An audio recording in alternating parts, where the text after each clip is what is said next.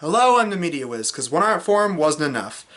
So this is going to be a vlog, a movie vlog, because this movie is a little too good to do an actual caustic critic style review. So the movie that I saw, another request from Austin Trench, who previously, the last request I did from him was Watchmen.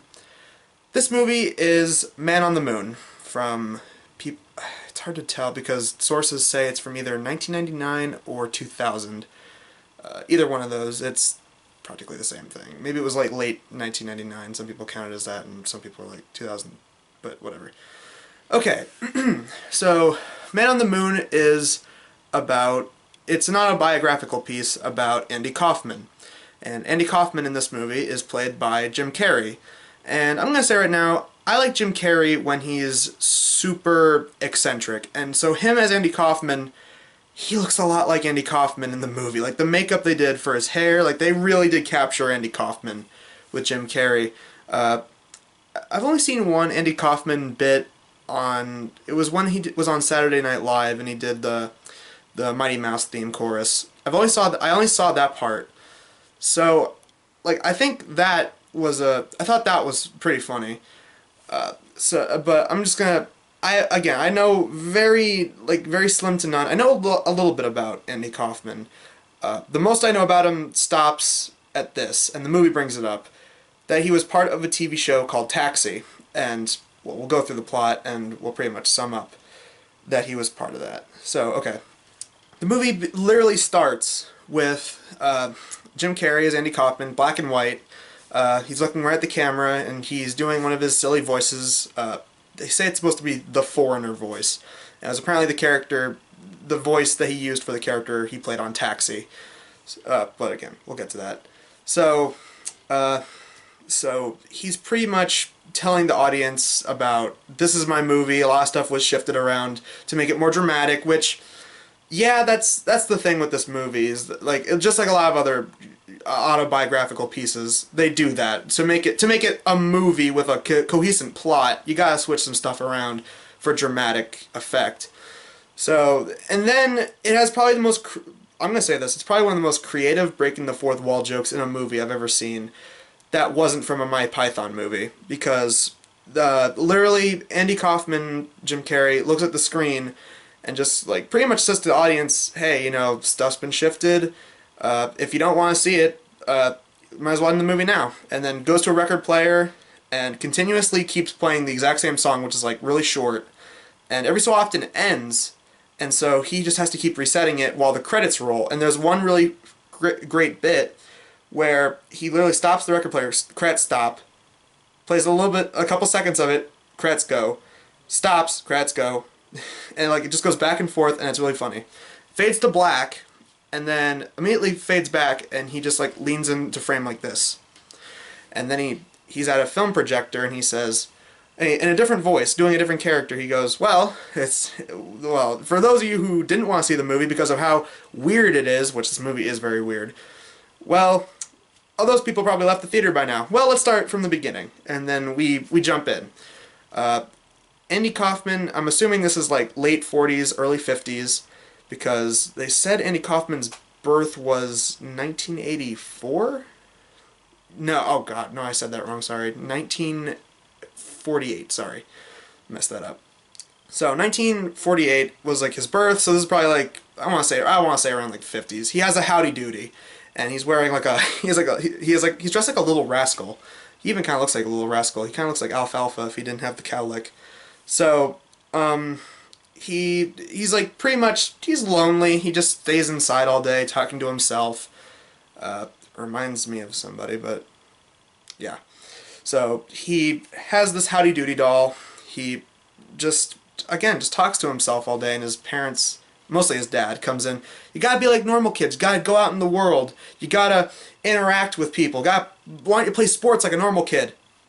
And then the next scene, it just shows him playing with his kid sister, and they're singing the Animal Song, which I'm assuming that was a real thing that Andy Kaufman did. The Animal Song, because then it immediately transitions to when he's older and he's in a comedy club singing the song, and there's people who just don't care because it's not that funny. And the bartender, like when the place is packing up and leaving, he even tells Andy, hey, that's not that funny, not that interesting. Try these kind of jokes. Even though Andy's like, I can't do this kind of stuff, it's not my shtick. And I think that, I might as well say that, like, they continuously say that throughout the movie, that, like, he's like, I'm not a comedian. Like, as funny as I am, I'm just an entertainer. And, like, because he doesn't say, I want to be the world's greatest comedian in the movie. He just says, I want to be a star. And so, like, every time, like, no matter what it is, it could be singing or dancing or acting, whatever, he just likes to perform. And I'm pretty sure, like, this movie convinced me that Andy Kaufman was a natural-born entertainer. But again, like, I've seen one thing from his stand-up, and I thought it was pretty good from what I've seen. So, alright. What else happens? The beginning, what happens else after that is you see him go on stage, and he finally starts, like, doing his voices and characters. He dresses up like Elvis, he sings a little bit of Elvis, and people like him. People think, wow, this is, like, really offbeat but funny. And I think I might as well touch on that. Andy Kaufman's stand-up, from what this movie presents, it kind of feels like anti-humor if it was done right. Like, I don't like, you guys know me, I don't like Friendship is Witchcraft, I just don't think it's that funny. Like, continuously saying that something is not funny, and then saying that's the point, is that it's supposed to be unfunny, so that's the joke, that's not funny. Same thing with Tim and Eric, I just personally don't think it is funny. If you think that's funny, go right ahead, but me personally, I was just never into that kind of stuff. Andy Kaufman is something very similar to that, but it works. Like, there's something about it, it's just so bizarre, but it has really good timing, so that's what makes it funny, versus something like Tim and Eric, oh, this is stupid, now laugh, that's not funny. Andy Kaufman, you know, like later on in the movie when they show him on, you know, SNL with the Mighty Mouse theme, it's really well timed because he's just standing there, here I come to save the day, that's kind of funny. So Andy does his act, and people start liking him. He's picked up by this manager guy, played by Danny DeVito, and Danny says, wow, you really got something special there. I want you to become a celebrity. And that's exactly what Andy wants. He even says, I want to be a star. And he says, we're going to take this world by storm. Again, this comes into play throughout the movie.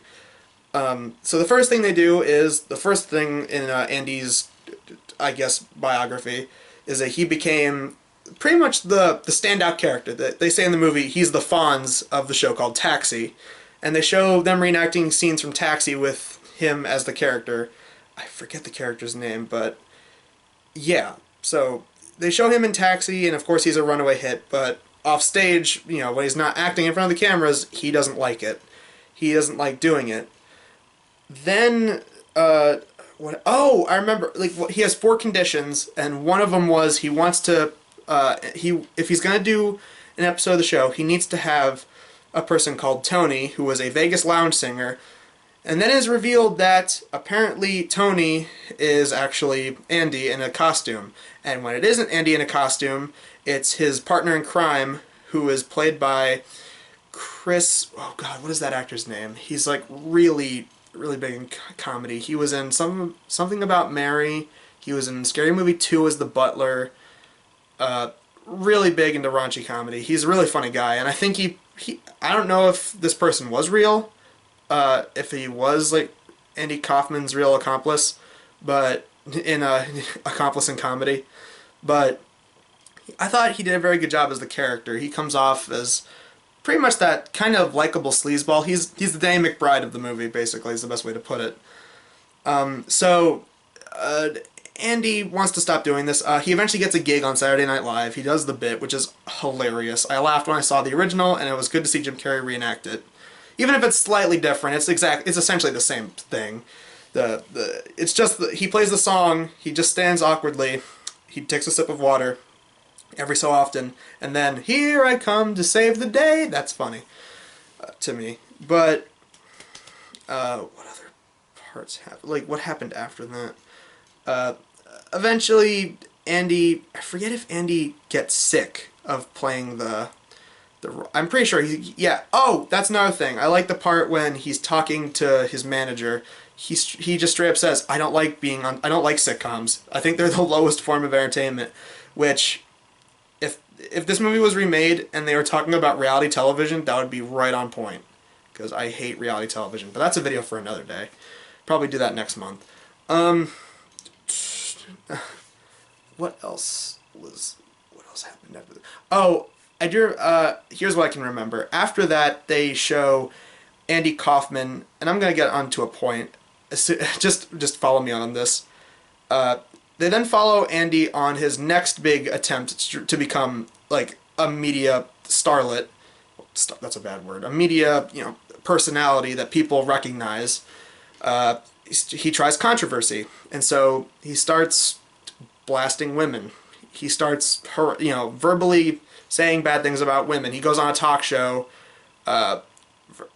Murby, some kind of talk show I've never heard of, and he starts insulting women in the crowd. He says things like, women are really good people. They're really smart and really strong. They really know their ways around the kitchen and cooking and cleaning. They're really good at that. And of course, people, they think it's offensive. Which, to be fair, yeah, it is. It's pretty much just saying women are only good at cooking and cleaning, which is horribly sexist in its own right. What am I kidding? Yeah, it is. It is sexist.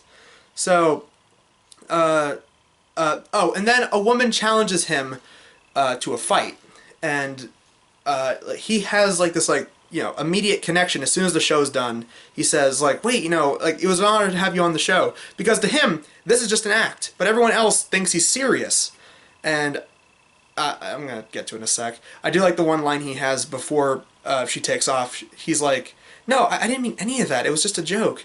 And she's like, so you're just playing an asshole? He's like, yeah, because I'm good at it. Which is funny. And I'm going to say this right now. This movie is kind of the dramedy biopic equivalent to the movie Notorious, which was a biopic about Biggie Smalls. Because in that movie, I'm going to say this. In Notorious, I kind of thought it kind of portrayed Biggie as kind of a douche. If you think about it, Biggie ran off on his first girlfriend because he got her pregnant, and then all this horrible stuff, getting into gang violence, and obviously that's what happened, but it kind of did it in a way that made Biggie look a little unlikable. Obviously I liked him because he was Biggie Smalls and this was his story, but this one I felt similar to that. Andy is saying all these horrible things, but again, that's what he does. He was kind of like the non-radio version of what's his name, Howard Stern. He would say all these horrible things just to get attention. And it worked. It worked to his benefit because he was getting noticed for admittedly horrible things, but hey, people were noticing him. So he keeps this act up. Eventually he starts falling in love with that woman who he had the first fight with. And he and her decide, hey, we could get married and, of course, make it around a show. So they go down to the South, and he challenges her to a fight. And, of course, the plan is, he says, hey, first woman that can take me out, I'll marry you. And, of course, it's about to go off without a hitch, but Jerry Longer, God, why am I forgetting his name so much? I'm pretty sure it's Lawner. Yeah, it's Lawner. So Jerry Lawner, who is this huge wrestling champ, pretty much catches them in the act and says, that's your girlfriend, you're making a mockery of wrestling, challenges a really well-trained fighter to kick Andy's ass. Andy comes out hurt. He tries to get back into acting. He goes on Fridays, which I've seen a little bit of. Fridays is pretty much poor man's Mad TV. Which Mad TV is poor man's SNL, but whatever. So he goes on Fridays, but the thing is, the skit that he's involved in, he has to play a person who's high, and he can't do that because he doesn't believe in doing drugs, and so he can't play it, and so he actively sabotages the scene, and then in a very elaborate turn, the studio then decides, hey, what you just seen, because it's Andy Kaufman, this was actually a bit. This whole fight was staged, and we're going to have Andy admit that after the commercial break. And Andy at first says exactly that, but then he goes, no, they're tricking you. This entire thing wasn't staged. And of course people, since it's Andy Kaufman, people think, oh, he's just playing with us, he's trying to trick us again, but he isn't. And it was really like, it was like, wow, no one takes him seriously even when he is being serious, and it really shows what kind of conundrum he worked himself into. Meanwhile, he eventually decides he's going to fight with Jerry Lawler. Jerry Lawler, they go to a wrestling match. Andy does not want to do it. He's still fed up with the audience because the audience is booing him and insulting him. His parents and his girlfriend are there, but to support him. But that's about it. Oh, and his friend. I'm pretty sure the character's name was Bob, whatever. Played by that Chris guy. So he pretty much fails at the he fails at wrestling. He gets the crap kicked out of him. But he does go on David Letterman to talk about it. So him and Jerry Lawler go on Letterman to talk about what happened, and Letterman, it all goes haywire from there because it all goes bad. They start insulting each other verbally. He tries to throw hot coffee in his face, but he runs away. But then we get a very interesting twist, as it turns out that the entire time Jerry Lawler was actually in on this whole thing. Yeah, it was actually just another big media stunt. It was the whole thing from the beginning. Oh, wow. Although, if I can go back for a little bit, the whole thing about, I remember I said this during the movie when I was watching it. There was one, when the guy's like, this entire thing was all staged. That makes me think of I'm like, so was Jerry Kaufman, and I'm like, was Andy Kaufman kind of like the early version of those crappy prank channels on YouTube? The kind they're like, now this is a social experiment. Yes, it's harassing people, but it's a social experiment.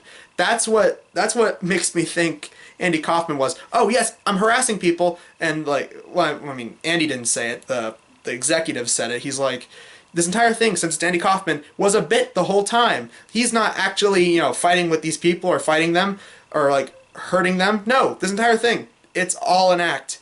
And so that reminded me of like those prank channels. It's just a joke. It's just a joke, bruh. That's what it reminded me of. Oh wow. So after that point, Andy tries getting back into, well, not really. He tries to get back into performing, but again, he's not very good at it. He starts to become very washed up until eventually one thing is revealed. Andy has cancer.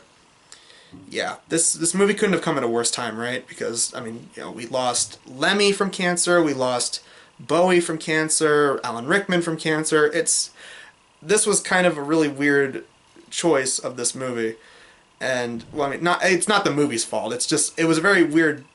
It was a weird circumstance that this movie was picked for this month, when all these celebrities are tragically dying from cancer, and it was kind of getting me a little choked up. I will admit, it was a little tear-jerking in this part. So, he's dying. He's not dying. He's just diagnosed with cancer. His girlfriend moves in. He tries to get back into acting, and he decides, you know what we're gonna do? Sure, I have cancer, but I want to put on a huge play that will be about joy and happiness. And he gets like all these like really popular people. I'm pretty sure it's in December. They get Santa Claus involved. They get a guy dressed up as Santa Claus involved. They get some really old actress to come out of retirement, and it's awesome. Everybody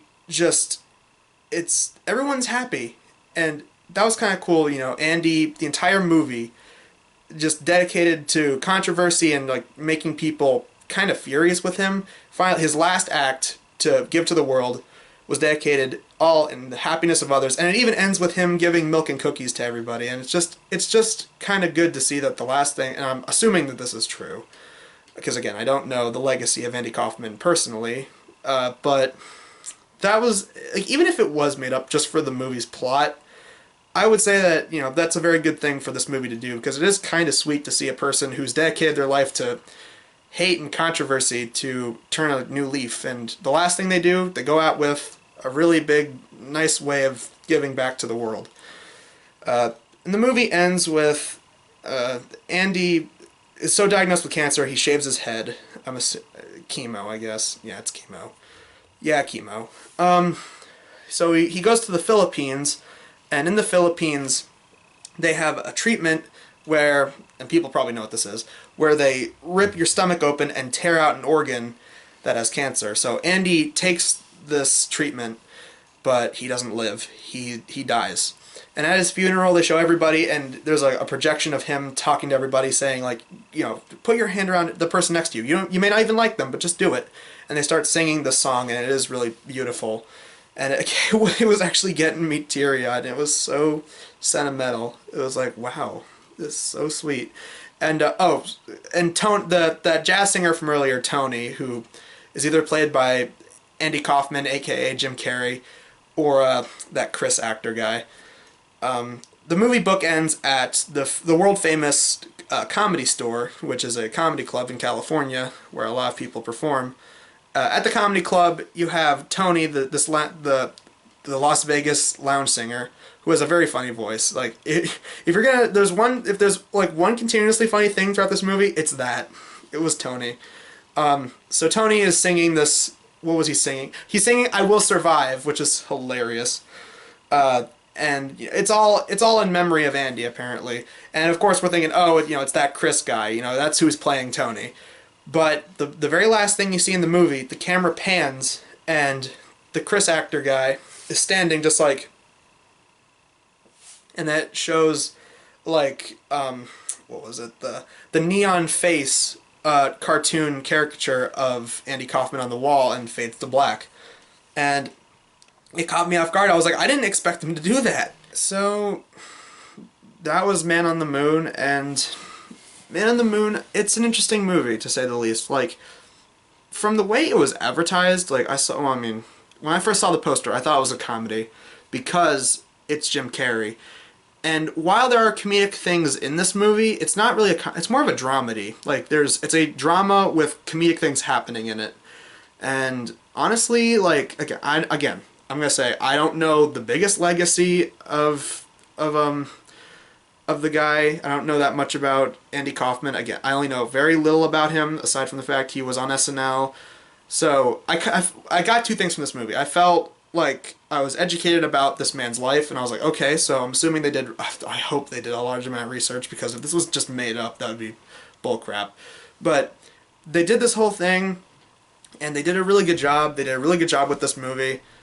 I applaud them for that. I do like the fact that, and like I'll say it, Jim Carrey was really good as Andy Kaufman. He's good at playing eccentric types.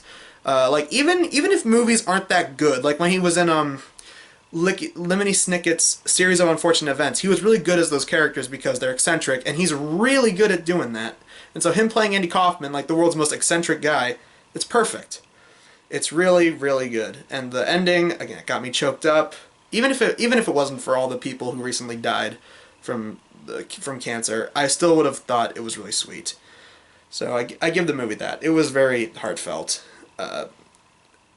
There's one, I guess, nitpick I can say about the movie, is that it's too long. But again, if it's a biopic that's like about a person who's like really legendary, like Andy Kaufman, then yeah, the movie's gotta be long. Which, I mean, again, biopics in general are long, so like, it's not a huge complaint. It's just a minor thing I noticed, because the movie's like an hour and 58 minutes, so it's close to 2 hours. But again, not a huge problem. So I like the movie. I have nothing wrong with it. Again, just that minor thing, but again, it's not a huge problem. It's just a thing with biopics that they tend to be long, but that's not automatically an insult. The movie's actually really good. Jim Carrey did a good job. Actually, everybody did a good job. All the actors were really good. The story pretty much captured a lot of major points that were in his life. Even when they reenacted stuff that I thought was funny. Like, again, I thought the Mighty Mouse reenactment was really funny. Even the opening, the breaking the fourth wall, I thought that was good. So, yeah. Would I recommend Man on the Moon? Definitely. Man on the Moon is a good movie, in my opinion, and a lot of people tend to agree. A lot of people say this is a great movie. And, yeah, I'd definitely be along with those people. So, I'm the Media Wiz, because one art form wasn't enough.